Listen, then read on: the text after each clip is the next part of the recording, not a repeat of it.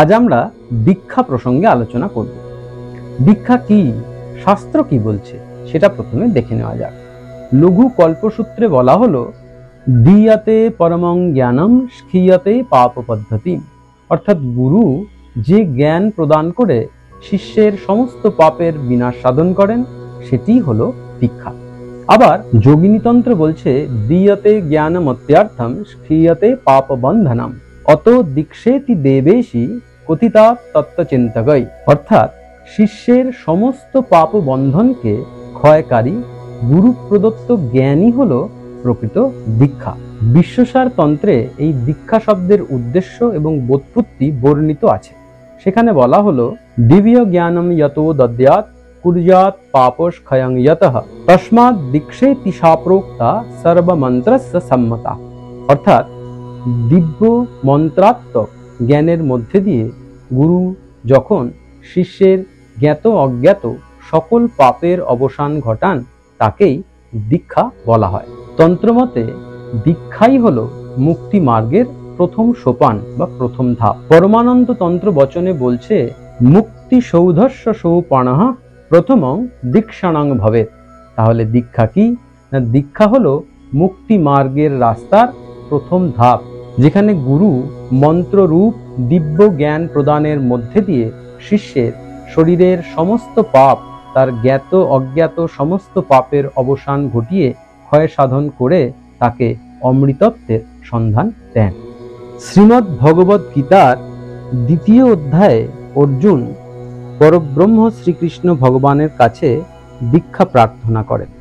অর্জুন বলে, শিষ্যস্তেহং সাধিমাং ত্বং প্রপন্নম, অর্থাৎ যা শ্রেয়, যা স্থির, যা মঙ্গলকর তুমি তারই পরামর্শ আমাকে প্রদান করো। আমি প্রপন্ন, তুমি আমাকে শিষ্য হিসেবে গ্রহণ করো। গীতায় ভগবান সাংখ্য যোগে জন্ম, মৃত্যু, সকাম কর্ম, নিষ্কাম কর্ম, প্রজ্ঞা, স্থিত প্রজ্ঞ প্রভৃতি বিষয়ে উপদেশ প্রদান করলেন। ক্রমে ক্রমে কর্মযোগ, জ্ঞান যোগ, সন্ন্যাস যোগ, অভ্যাস যোগ, জ্ঞান বিজ্ঞান যোগ, অক্ষর ব্রহ্মযোগ, রাজযোগ এবং বিভূতি যোগ অতিক্রম করে শেষে 11 অধ্যায় এসে ও শ্রী অর্জুনকে দীক্ষা প্রদান করলেন। নতু মাং শক্যসে দ্রষ্টু মনেনৈব সচক্ষুষা দিব্যম দদামি তে চক্ষুঃ পশ্রমে যোগমৈশ্বরম। ভগবান অর্জুনকে তার যোগৈশ্বর্য দর্শন করার জন্য প্রদান করলেন দিব্য চক্ষু, আর এটিই হলো প্রকৃত দীক্ষা। স্বাভাবিক ভোগায়ত চক্ষুর দ্বারা আমরা এই ভোগ জগৎকেই লক্ষ্য করতে পারি, কিন্তু অতীন্দ্রিয় যে দিব্য জগৎ, সেই অতীন্দ্রিয় দিব্য জগৎকে দর্শন করতে গেলে, উপলব্ধি করতে গেলে দিব্য চক্ষুর প্রয়োজন হয় জ্ঞান চক্ষুর। আর দীক্ষার মধ্যে দিয়ে ব্রহ্মস্বরূপ গুরু সেই মন্ত্রাত্মক জ্ঞান চক্ষুই প্রদান করেন। এখন প্রশ্ন হলো যে আমরা দীক্ষা নেব কেন, দীক্ষা কেন নিতে হবে সে সম্পর্কে শাস্ত্র কি বলছে। আগম শাস্ত্র বলছে, অদীক্ষিতা যে কুর্বন্তি পূজা জপাদিকা ক্রিয়া ন ভবন্তি প্রিয়ে তেষাং শিলায়া মুক্ত বীজবৎ, অর্থাৎ অদীক্ষিত যে ব্যক্তি তিনি যে পূজা জপ ইত্যাদি কর্ম করেন, এই সমস্ত কর্মই শিলাখণ্ডে বীজ বপনের মতন নিষ্ফল। আরো কি বলছে আগম শাস্ত্র, দেবী দীক্ষা বিহীনস্য না সিদ্ধির না চ সদ্গতিঃ, অর্থাৎ দেবীর মন্ত্রে যে ব্যক্তি দীক্ষিত নয় তার যেমন সিদ্ধি লাভও হয় না, তার তেমন সদ্গতিও প্রাপ্ত হয় না। অদীক্ষিতস্য মরণে পিশাচত্বং না মুঞ্চতি, অর্থাৎ অদীক্ষিত ব্যক্তির মৃত্যু হলে তার পিশাচত্ব পর্যন্ত মোচন হয় না এবং তার রৌরব নামক নরকেই স্থান হয়।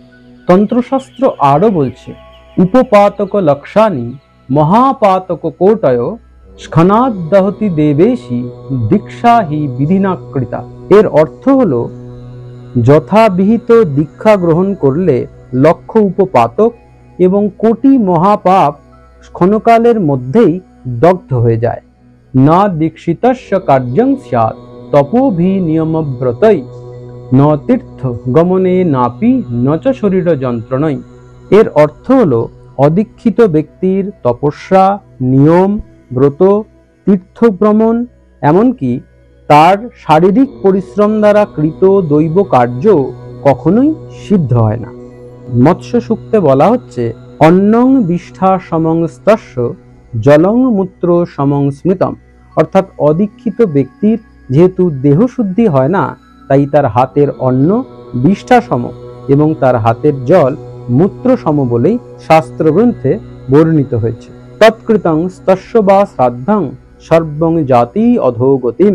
অর্থাৎ অদীক্ষিত ব্যক্তির দ্বারা কৃত শ্রাদ্ধাদি কর্ম অধোগামী হয়।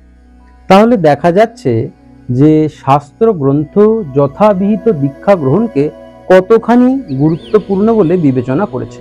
সমস্ত শ্লোকগুলিকে যদি আমরা দেখি, তাহলে এক প্রকার যথাবিহিত দীক্ষা গ্রহণ বাধ্যতামূলক বলেই প্রতীয়মান হয়। পিচ্ছিলা তন্ত্রে তাই সদাশিব বলছেন, গুরুমূলং মিদং শাস্ত্রম নন্য শিবতমঃ প্রভু অতএব মহেশানি যত্নত গুরুমাশ্রয়েত। অর্থাৎ সমস্ত শাস্ত্রই গুরুমূলক, গুরু ব্যতীত মঙ্গলকারী মঙ্গলজনক আর কিছুই নেই। তাই সর্বদা যত্ন সহকারে সদ্গুরু কর্তৃক দীক্ষার আশ্রয় নিতে হবে।